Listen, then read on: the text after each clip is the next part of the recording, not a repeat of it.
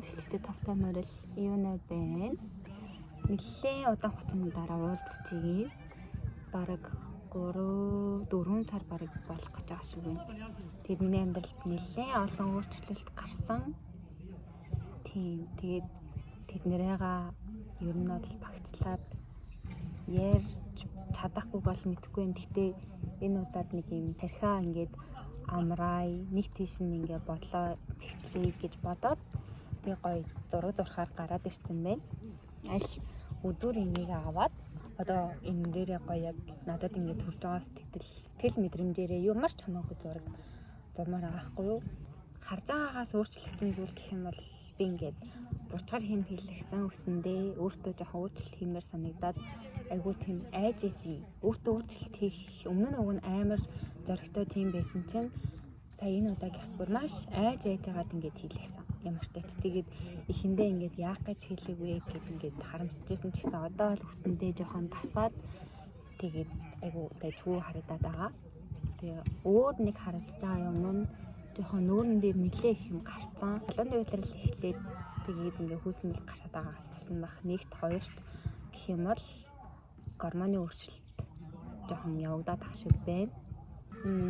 Энэ хэдэн саруудад нүүлэг суулга болсон, ажилласаа гарсан, шинэ ажилд орсон, тэгээд хуучин ажилтнтайгаа юм асуудалд орсон. Тэгээд найз болон хайрын тал дээр бас нэлээд олон өөрчлөлтүүд гарсан. Тэднэртэй эвлэрэх маш хэцүү байлаа. Тэгээд одоо ч ер нь бол эвлэрч чадаагүй л явж байна. Гэтэ ер нь бол цаг хугацаа жоохон явбал болох байх. Ямар тайцтэйгээ одоо болохоор гой зүгээр л хамтдаа надтай хамт зураг зурцгаая. Тийм. Эхлүүлээ хамтдаа.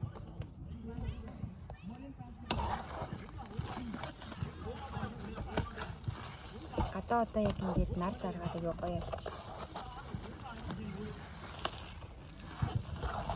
Тэгээд одоо нэг удахгүй сар гарангийн дараа юм уу? Нийлээд бэлтгэдэг өгч байгаа. Тэгээд амралт маань болоод амралт болсны дараа сургуультай орж байгаа байхгүй юу? Тэгээд сургуультай орох нь бол тэр үеэс эхлээд би ингээ ганцаараа амьдарч эхлэхээр болсон. Одоо яг Японд байхад ч тэр Солонгос дэвшнээс хойш дандаа хүнтэй хамт хоёроо амьдарч исэн бол одоо л ингээд ганцаараа амьдрахаар удахгүй ингээ ганцаараа амьдарч эхлэж байгаа. Тэгээд цоошин зүйлс болно гэж бодож ин. Тэгээд тухайн үедээ ер нь аль дахиад ингээд цааш энерги бичлэгээ бас эхлүүлнэ хийн гэж бас бодож байгаа. Тэгээд нөгөө микрофон энтер байхгүй болохоор жоохон одоо энд хүүхдүүд ингээд тоглож байгаа байхгүй юу. Тэгэхээр тэр ингээд сонсогдож магадгүй суучлаарай, ойлгоорой. Тэгээд дараа гоё одоо камертай болоод миктэй болоод ер нь бол бичлэгээ чанаржуулна гэж бодож байгаа. Тэгээд одоо ингээд басан зүйлсүүдийн дараа ер нь бол нэлээд олон зорилго өөртөө тавьж нэмсэн байгаа. Зорилготой байх юм бол яг түүнийхээ төлөө яваад тэгээд хуучин болон өнгөрсөн зүйлсийг мартаж чадах юм болов гэж бодоод тэгээд нэлээд олон зорилгоогаас тавьсан байгаа. Нэрээ би та бүхэнд нэг найзаагаа танилцуулах уу? Би уг нь энэгээр мэдлүүлнэ гэж бодсон.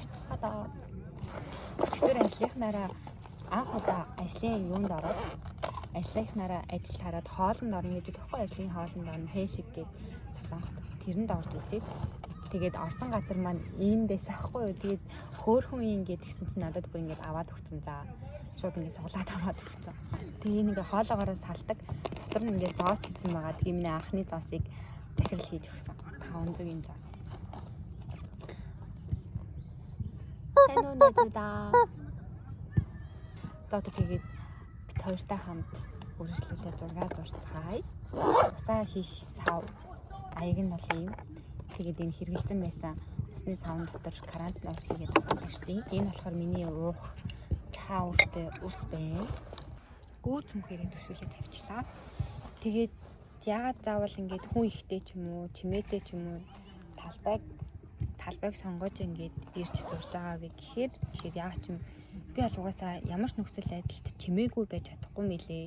Нэг юм чимээгүй гэртээ хөвтээд ч юм уу нэг юм хөдөлгөөнгүй байж чадахгүй сэтгэл санаагаар унсан үедээ бол ингээд аль болох босоод бүжиглэх, тоглох, гүүх, хараах юм уу тийм зүйл хийж иж гээд өндийдэг, сэрэгдэг төрлийн юм бэ лээ. Тэгээ тийм болохоор бас энэ зураг зурхтаас яг ийм орчин байгаасаа гэж хүссэн. Би бас яг нэг юм чимээгүй модон тунд зураг гэсэн нэг хэсэг бодол надад байсан. Тэгээд энийг сонгосон байгаа. Бас дарж магадгүй гэд цамд авчирсан.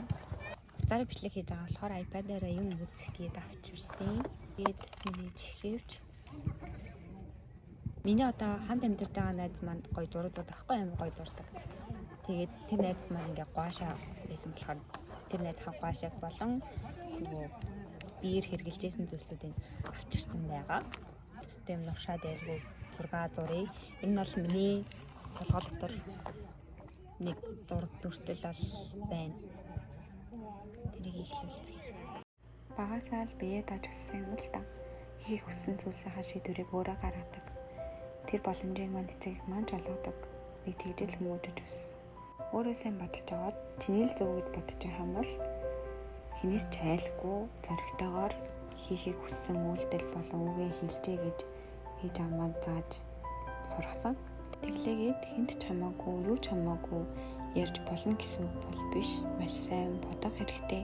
Хацаагүй хэрүүл хийгээд би л юм байна, би л тийм байна гэж яваад ийн гэсэн үг нь өртөөсөө биш. Харин энэ нь болохоор охин маань өөртөө ихтэй байгаасай мөн охины маань зүрх зоргийг хинч бити мохоогоосаа гэж хүссэндээ хийж байгаа маань сургадаг зүйлс байсан юм байна гэдгийг сайхнаас ойлгож байна.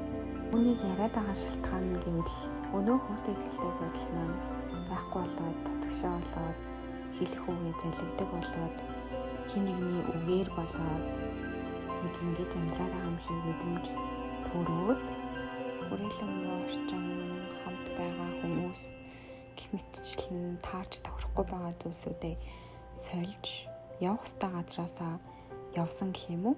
Энэ маш хэцүү хүнд байсан ч гэдлээ.